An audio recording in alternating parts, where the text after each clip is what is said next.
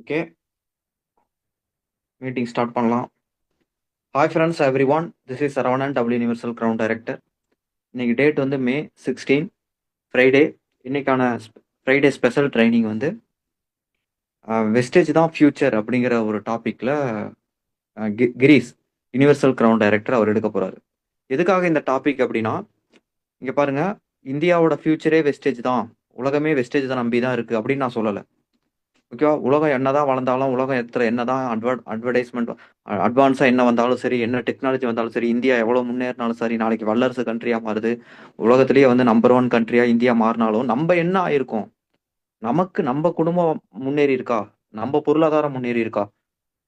அதுதான் முக்கியம். அப்போ ஃபியூச்சர் இஸ் வெஸ்டேஜ் அப்படின்னு போடுறது இந்தியாவோட ஃபியூச்சரை மீன் பண்ணல, நம்மளோட ஃபியூச்சரை மீன் பண்ணுறேன்.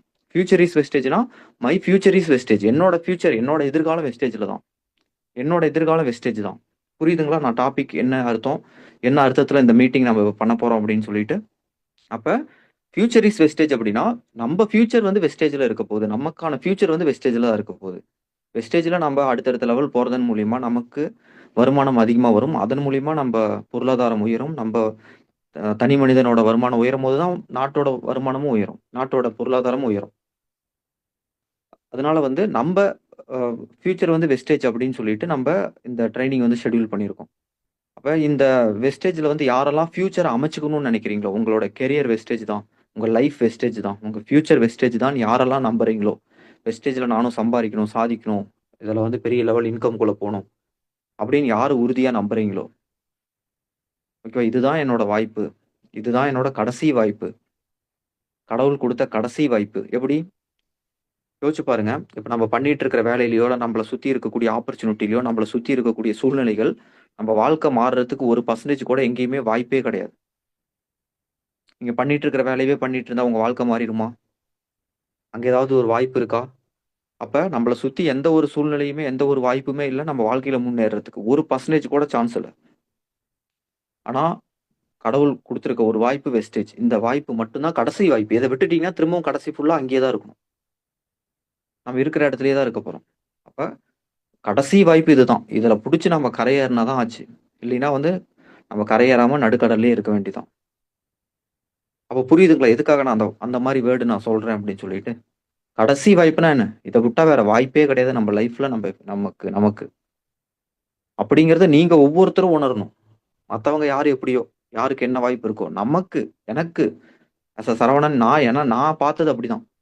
என்னைய பொறுத்த வரைக்கும் என்னோட ஃபினான்சியல் சுச்சுவேஷன், என்னோட ஃபேமிலி பேக்ரவுண்ட், என்னோட சோர்ஸ், என்னைய சுத்தி எனக்கு என்ன சோர்ஸ் இருக்கோ, எதுலையுமே வாய்ப்பே இல்லை.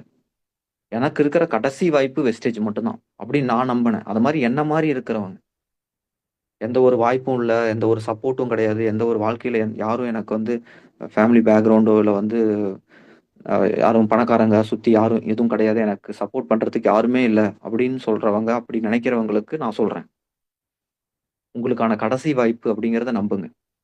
அப்படி நம்பி இந்த இந்த வெஸ்டேஜை வந்து பாருங்க. அப்போ இந்த மீட்டிங் புரியும், ஒவ்வொரு லெவலும் எப்படி வரணும். ஃபர்ஸ்ட் இந்த பிஸ்னஸில் வந்து புதுசாக உள்ள வந்தவங்க, ரீசெண்டாக ஜாயின் பண்ணவங்க, லாஸ்ட் வந்து 10-15 நாளில் ஜாயின் பண்ணுவாங்க, இந்த மந்தில் ஜாயின் பண்ணுவாங்க.